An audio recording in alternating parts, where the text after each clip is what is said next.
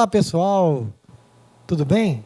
Marquinho da Conexão aqui com vocês e o nosso convidado, professor Clóvis Maito, mais uma vez aqui com a gente, com muita alegria. E hoje o nosso tema aqui no nosso programa é educação. E ele que é nada melhor do que o Clóvis, o professor aqui, Clóvis Maito, para falar sobre educação com a gente, né? Tudo bem, professor? Seja bem-vindo. Olá, Marquinhos. Olá, ouvintes da Conexão. Tudo bem, sim, tudo em ordem. E muito bom estar aqui novamente com vocês. Consegui uma vaga aí na agenda para estar aqui com vocês, para poder falar desse importante tema, né, Marquinhos? Que é a educação, né? Um tema muito importante, né? Que com educação a gente melhora o nível da nossa cidade, melhora tudo, né, na cidade. Foi assim que a Coreia fez. A Coreia é um país pobre, terceiro mundo, nem aparecia no mapa do mundo, vamos dizer assim. E nos anos 50, no pós-guerra, né, anos 60, anos 70, tornou-se uma potência mundial. Haja vista aí que existem inúmeros veículos com marca coreana, né? E que foi fruto de um investimento maciço na educação. O Estado investiu na educação. Tirou a Coreia de praticamente ser um país feudal para ser um país de primeiro mundo. Professor, e eu gostaria que você falasse aqui para os nossos ouvintes, para as pessoas aqui nas redes sociais, como começou o professor Clóvis Maito na educação. Como foi esse interesse para ingressar nesse caminho da educação? É realmente uma pergunta muito interessante. Eu acho que eu percorri um caminho natural. Quando, antigamente, né, na nossa época, existia o grupo, existia o ginásio, depois tinha o colegial. No grupo, nem tanto, porque a gente tinha, né, uma professora só. Aquela professora era professora de matemática, ela era professora de ciências, ela era professora de geografia, professora de história, professora de português, que antigamente tinha o nome de língua pátria, lembra? Me lembro muito bem no ginásio. Passamos, né, por isso, né? Sim, era a nossa grande professora e os alunos tinham muito respeito pelos professores naquela época. É verdade, tanto é que até hoje me lembro muito bem do nome e com saudade das minhas professoras. Professora Arnalda Mello, professora Ruth Benini Reis, professora Maria... Agora me fugiu o nome, hein? Maria Amélia Deyena? Não. Aquela Maria Elias José. Maria de Lourdes, desculpe. Maria de Lourdes, Elias José. Me lembro muito bem. E também a professora Arlete. Quando a gente chegou no ginásio, que hoje é 5ª, 8ª série, as professoras eram mais professoras, né? Tinha uma de matemática, uma de ciências, a outra de português, a outra de história, a outra de geografia. Começaram a dar trabalhos em grupo. Então eu comecei a notar que eu sempre tinha assim, aquela vontade, me sobressaía e ensinava os colegas para fazer aquele trabalho. Eu acho que é aí que eu percebi que eu tinha vocação para educar, para ser professor. E depois foi assim, um caminho natural. Eu me lembro que um dia faltou a professora e eu com os amigos fizemos uma revisão do que nós precisávamos estudar, né, porque a gente tinha uma prova. E depois fui fazer cursinho, fui para Ilha Solteira, e lá em Ilha Solteira eu comecei a dar aula. Lá, fazendo engenharia, estava no 2º ano, 3º ano, já comecei a dar aula de matemática, que é um tema que eu adoro, né, dar aula de matemática. E hoje estou aí na cátedra já há mais de 20 anos. É bom demais, eu posso dizer que é muito gostoso, é muito bom ser professor. Então, realmente, você gostou dessa profissão de professor, de mestre educador. E nós temos ali hoje o lugar que você ministra essas aulas, né, que eu conheço, que é a FACESB. Então, eu gostaria que o senhor falasse um pouquinho aqui para o nosso ouvinte, para o nosso internauta, sobre ali o seu trabalho de professor aqui na FACESB, na Faculdade de São Joaquim da Barra. Eu me formei em engenharia civil, exerço a minha profissão, trabalho, sou engenheiro, faço obras, faço projetos, tomo conta de obras, você me conhece, tem várias obras aqui na cidade, várias obras espalhadas pelo país todo. E depois eu também fiz uma opção de formar-me também em Direito. Então eu me formei em Ilha Solteira, engenheiro civil, na Unesp, e depois fiz o curso de Direito na Unesp aqui em Franca. E hoje nós temos algumas disciplinas lá na faculdade que, por ser engenheiro, eu posso dar aula, principalmente o caso das disciplinas de matemática. E por ser advogado, consigo dar aulas também em várias disciplinas correlatas ao curso de Direito e ao curso de Ciências Contábeis e curso de Administração e Relações, RH. Então, dou aula nessas faculdades todas aqui.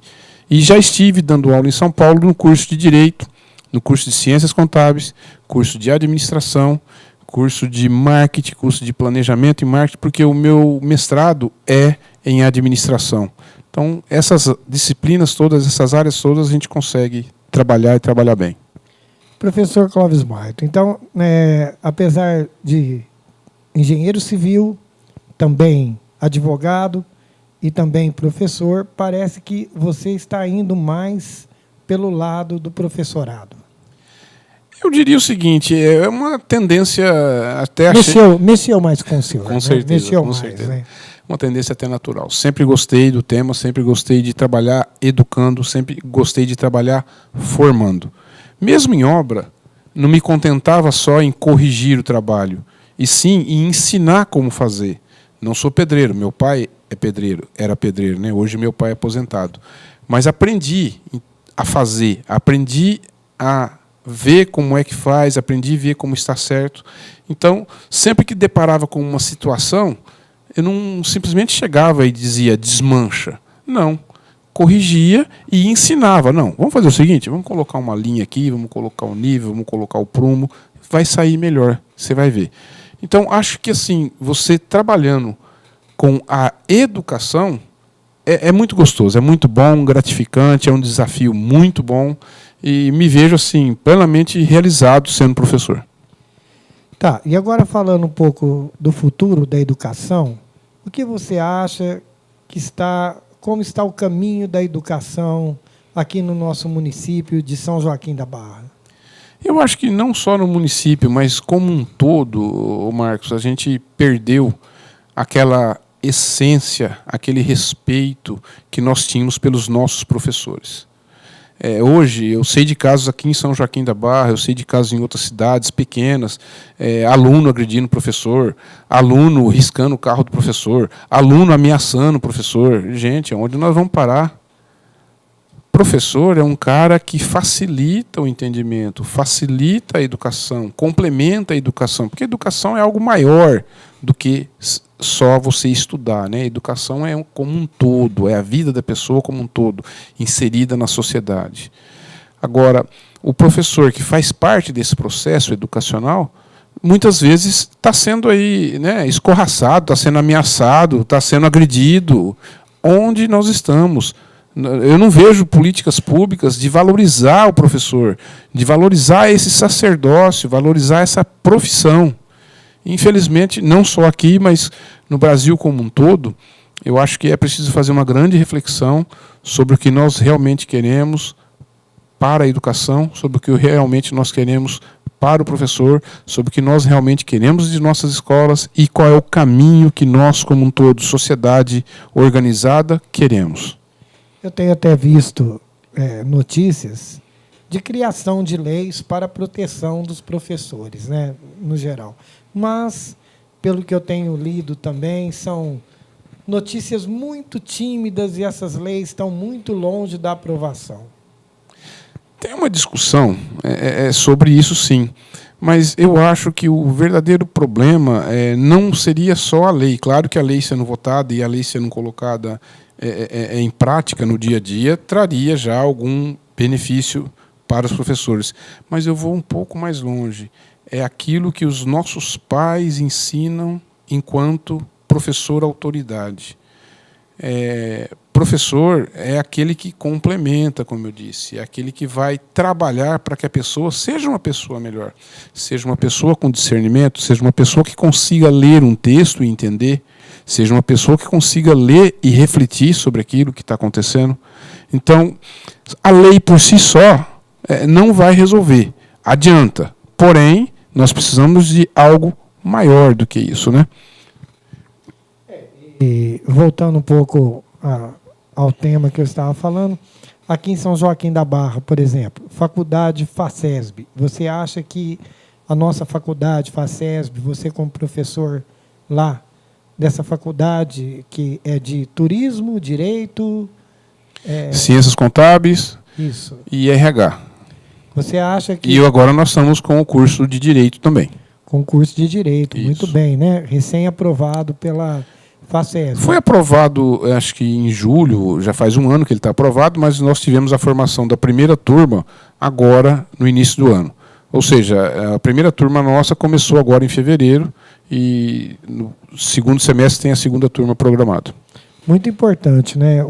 São Joaquim já com faculdade e com vários cursos que, tipo assim, não estuda quem não quer aqui na cidade hoje, né? Com tanta facilidade em cursos até aí para escolher, né? Então tá bom, professor. Fiquei contente, né? Que você falou sobre ensino. Mas apenas mais uma pergunta. O aluno ginasial, colegial, né? Você acha que esse aluno está chegando bem preparado à faculdade para vocês lá, que quando chega esses alunos ali do ensino médio, né? Você acha que eles já estão chegando bem preparados à faculdade ou você acha que está faltando no ensino médio um pouco mais de qualidade para que esses alunos cheguem melhor até vocês? Muito oportuna a sua pergunta. Eu sempre ouvi dizer que nós temos os seguintes problemas. A pessoa, o aluno, o estudante, sai da pré-escola e não chega preparado para o ensino fundamental. Sai do ensino fundamental, o primeiro ciclo, e não chega bem preparado para o segundo ciclo do ensino fundamental. Termina o ensino fundamental, não chega bem preparado para o ensino médio. E sai do ensino médio, não chega bem preparado na faculdade também. E nós estamos ainda com um problema maior ainda. Sai da faculdade sem estar devidamente preparado. Ou seja, o que nós fizemos com a educação nesse país? A gente varreu para a lata do lixo. Varreu para debaixo do tapete. O aluno não sai com aquela formação que deveria, né? Acho que a escola não está cumprindo o papel que deveria cumprir, né? Que deveria se propor a cumprir. Quero apenas citar, Marcos, que é uma questão de filosofia, uma questão de cultura. No Japão, em qualquer cerimônia que tem, qualquer lugar que nós temos um encontro, qualquer lugar que tem aglomeração de pessoas, onde um político vai falar, onde alguém está por lá, onde o imperador vai estar presente, o cerimonial japonês pergunta se na plateia tem professor. Há algum professor presente na plateia? Os professores se levantam, eles verificam qual deles é o mais experiente, e esse professor é convidado a sentar ao lado do imperador, do lado direito do imperador. Tal é a reverência que o povo japonês tem pelos professores. Um respeito muito grande, né? Exatamente. Nós temos duas outras notícias que eu fiquei bastante contente de ver nas redes sociais recentemente. Não sei se trata de uma notícia verdadeira ou não, mas eu gostei do comentário. Me parece que na Alemanha o pessoal fez uma reivindicação lá para a primeira-ministra, a Angela Merkel, de que eles precisavam ganhar um pouco mais, né, os funcionários públicos lá, vamos dizer assim, mais qualificados do Estado, reivindicando para ela que eles precisavam ganhar um pouco mais. Aí parece que eles levaram um puxão de orelha da primeira-ministra, e a primeira-ministra disse o seguinte para eles: como é que eu vou pagar mais para vocês do que os professores que formam vocês? Aí realmente foi... uma outra filosofia de vida, né? Porque ela foi no alvo certo, ela foi em quem vai fazer a formação até dos filhos deles. E tem uma terceira notícia que eu vi ontem, minha esposa mandou para mim, eu já tinha visto, que é acho que, se eu não me engano, uma situação de uma pessoa que teve o seu celular confiscado dentro de uma sala de aula e ela entrou com uma ação contra o professor. E o juiz, ao julgar a ação, disse assim, olha, peraí, isso aqui está tudo errado. Quem tinha que ter uma ação aqui é o professor. Porque, apesar dele estar querendo ensinar, apesar dele estar querendo educar, apesar dele estar querendo dizer o que é importante, nós ainda vamos ter uma ação contra o professor? O juiz pediu desculpa.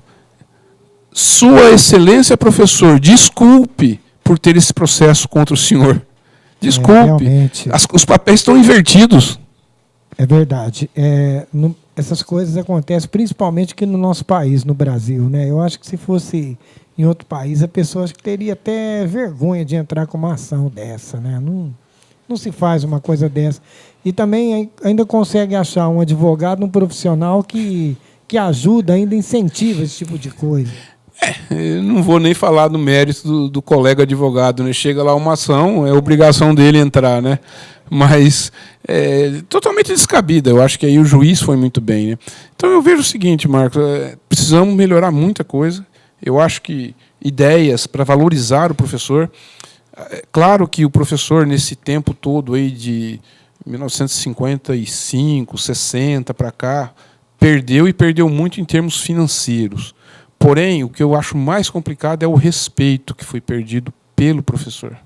Né? Eu citei o nome aqui de 4 professoras minhas, que foram professoras minhas lá no ensino fundamental. A gente não esquece. Esquece. Lá no saudoso Silvio Torquato.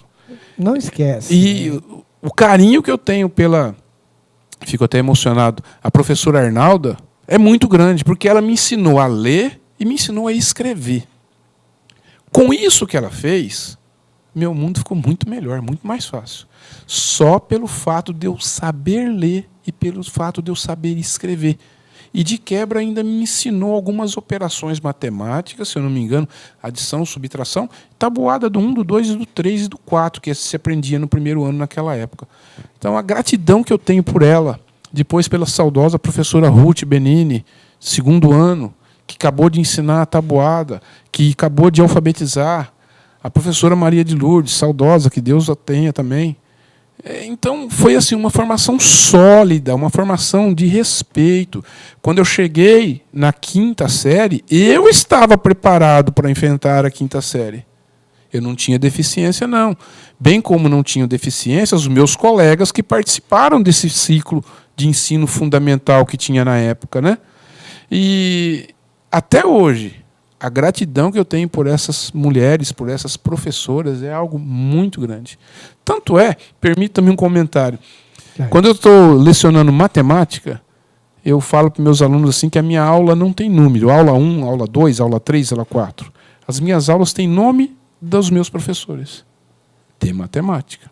Então eu tive ao longo da minha vida, porque sou engenheiro, 32 professores de matemática. Então, as minhas 32 aulas têm nome, cada um de um. Começa pela professora Arnalda, que me ensinou a tabuada do 1, do 2, do 3, do 4.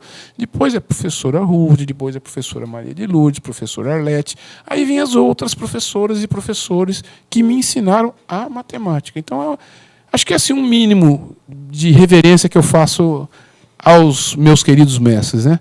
E tem muita coisa mais que eu acho que a gente pode fazer e nós vamos fazer, viu?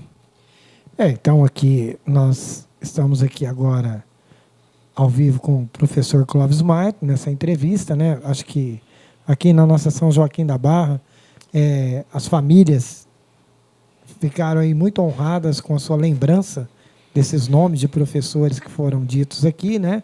Até da nossa escola Silvio Torquato Junqueira, que eu também passei por lá. Vou citar até o nome de 2 professoras, ou 3 que eu me lembro. Foi a dona Cidinha, mãe do Felipe, do nosso Felipinho, que foi a professora de pré-primário, minha professora de pré-primário. Depois, você vai lembrar também dona Maria Amélia Deieno. Nossa, claro. Esposa do Suaci Pinhal, sim, né? Sim, saudosa. Foi professora de 1º ano. Depois, no 2º ano, foi a dona Lia. Não me lembro o sobrenome da dona Lia. Depois tive dona Arlete também. Dona Arlete. No quarto ano. No quarto ano era Dona Arlete. Acho que foi a mesma sua, viu? Foi. E aquela época era legal, tinha o seu Antônio, diretor da escola. Dona Geni, Dona Geni. sou Scarpellini, Seu para Scarpellini. enquadrar a gente na disciplina. Isso, grandes nomes aqui de São Joaquim, lembrando. Seu Nicolas, lembra? Nicola, lembro. E aquela época a gente tinha muito respeito por essas pessoas, né? Era muito gostoso aquela escola. E tinha o Genoveva, depois que a gente também pode citar muitos nomes aqui. Professor Paulo Crisóstomo de Castro, que era professor de educação física. Dona Terezinha Flora, matemática. Professor Sebastião. Dona Neuza, Dona Solange. Ana Vera. Dona Ana Vera, ó, Dona Bortoleto, né? Ana Vera. Bortoleto. São grandes nomes e merecem ser falados. Professor Lúcio também, falei. Sim, professor Renato. Professor Renato. Até eu vou pedir para você aqui, o professor Lúcio já está com uma entrevista a ser marcada aqui na rádio. Né? Prometeu que ele vai vir aqui, né, falar com a gente. Então, no dia que o professor Lúcio vir aqui, eu gostaria que você, que é professor também, viesse no mesmo dia, porque eu acho que vocês vão ter um papo muito legal falando também, né, aqui. Você e o professor Lúcio, acho que o assunto vai ficar muito bom aí para o nosso internauta assistir, né, professor Cláudio? Virei sim. Só para fazer justiça, eu lembrei do nome de uma outra professora minha, professora de matemática, né, que é a dona Lucinha Chediak. Um beijão para dona Lucinha, né? Professora de matemática. Falou muito bem, né? Então a gente fica feliz com esses nomes fantásticos de mestres, que eram verdadeiros mestres aqui de São Joaquim, que foram falados aqui, né? Dona, a gente fala dona pelo respeito, mas a senhora Maria, a esposa do nosso doutor Ribamar, Maria Helena Pires Ferreira. Olha só, não podia... Professora do Orfeão, professora de música.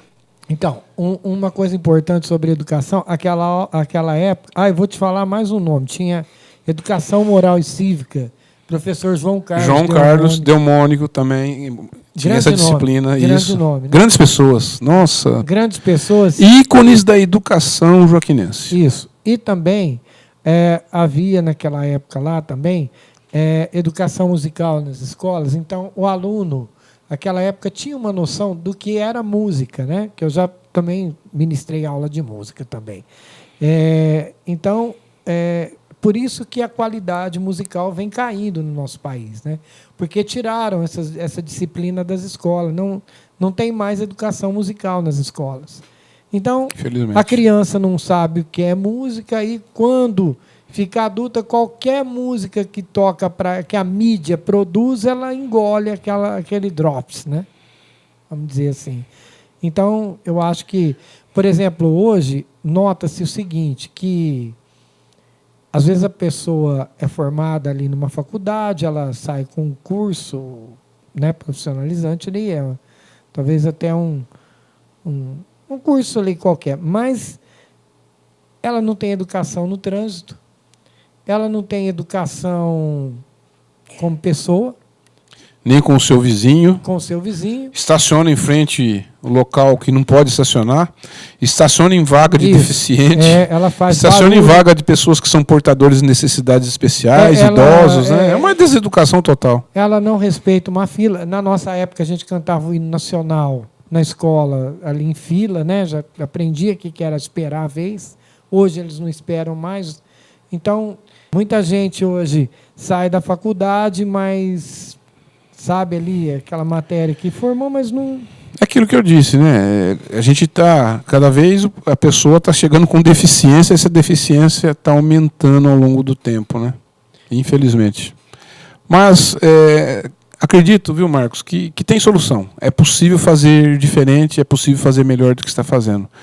Ideias novas, pessoas novas, pessoas que vão lutar principalmente pelo tratamento adequado aos professores, pelo respeito aos professores. Isso nós vamos ter bastante gente aí que vai fazer de maneira diferente e lutar aí pela classe dos professores, viu? Com certeza. Sim, e fica a dica aí, porque existe grandes letras, né, que exaltam os professores e exaltam a escola. Então, por exemplo, aquela música do Toquinho Aquarela, né? numa folha qualquer eu desenho um sol amarelo. Então, eu dedico essa frase à educação, tá? E você aí agora pode aí fazer suas... Falou super bem, eu acho que você falou muito bem do tema de educação, principalmente essa lembrança desses mestres, que só do nosso ouvinte ter ouvido esses nomes aqui, vai lembrar do que foi uma verdadeira educação aqui na nossa cidade, né? Então, agora eu deixo aí o espaço para você fazer as considerações finais aqui nesse tema de hoje, que foi educação, e lembrando que falaremos mais sobre educação, né? Mas fica o espaço para você agora aí complementar as suas ideias de professor sobre esse tema educação.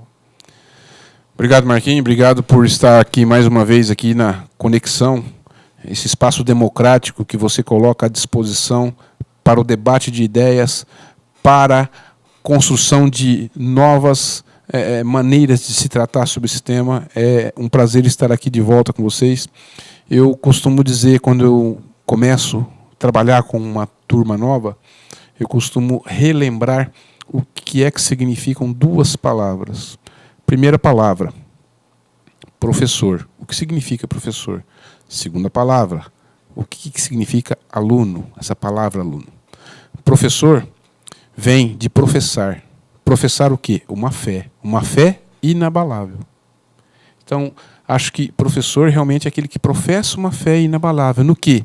Dias melhores. No quê? Formação melhor. No quê? Pessoas melhores. No quê? Num mundo melhor. Aluno. Se você pegar pelo prefixo a, sem, luno, lunos, luz. Sem luz, é um ser sem luz. Não concordo tanto daquela pessoa ser chamada de aluna, não. Porque todos nós temos um pouquinho de brilho, todos nós temos a nossa luz própria. Porém, é preciso fazer essa luz brilhar. Esse é o trabalho que eu vejo do professor. Aquele que professa que aquela pessoa que está ali vai ter o seu brilho próprio. Aquele que professa que aquela pessoa vai brilhar. Aquele que ajuda aquela pessoa a brilhar. Claro que por ele ter um pouco mais de experiência, por ele ter estudado um pouco mais, ele vai indicar qual é o caminho melhor que a pessoa pode percorrer para que possa também ter a sua luz, para que possa ter o seu brilho.